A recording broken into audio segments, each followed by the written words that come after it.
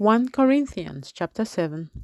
Now concerning the things of which she wrote to me, it is good for a man not to touch a woman. Nevertheless, because of sexual immorality, let each man have his own wife, and let each woman have her own husband. Let the husband render to his wife the affection due her, and likewise also the wife to her husband. The wife does not have authority over her own body, but the husband does. And likewise the husband does not have authority over his own body, but the wife does. Do not deprive one another, except with consent for a time, that you may give yourselves to fasting and prayer, and come together again, so that Satan does not tempt you because of your lack of self control. But I say this as a concession, not as a commandment. For I wish that all men were even as I myself, but each one has his own gift from God, one in this manner, and another in that. But I say to the unmarried and to the widows, it is good for them if they remain even as I am. But if they cannot exercise self control, let them marry, for it is better to marry than to burn with passion. Now to the married, I command you, yet not I, but the Lord. A wife is not to depart from her husband, but even if she does depart, let her remain unmarried, or be reconciled to her husband.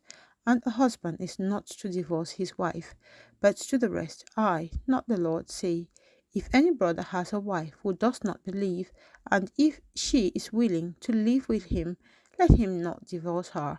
And a woman who has a husband who does not believe, if he is willing to live with her, let her not divorce him. For the unbelieving husband is sanctified by the wife, and the unbelieving wife is sanctified by the husband. Otherwise, your children would be unclean, but now they are holy. But if the unbeliever depart, let him depart. A brother or a sister is not under bondage in such cases, but God has called us to peace. For how do you know, O wife, whether you will save your husband? Or how do you know, O husband, whether you will save your wife? But as God has distributed to each one, as the Lord has called each one, so let him walk. And so I ordain in all the churches. Was anyone called while uncircumcised? Let him not be circumcised. Circumcision is nothing, and uncircumcision is nothing, but keeping the commandments of God is what matters. Let each one remain in the same calling in which he was called. Were you called while a slave? Do not be concerned about it. But if you can be made free, rather use it. For he who is called in the Lord while a slave is the Lord's freed man. Likewise, he who is called while free is Christ's slave. You were bought at a price. Do not become slaves of men. Brethren, let each one remain with God in that state in which he was called. Now concerning virgins, I have no commandment from the Lord, yet I give judgment as one whom the Lord in his mercy has made trustworthy.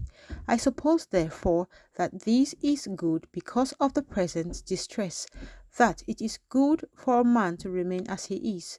Are you bound to a wife? Do not seek to be loosed. Are you loosed from a wife?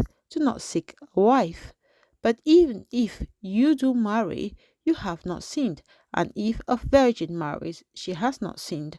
Nevertheless, such will have trouble in the flesh, but I would spare you.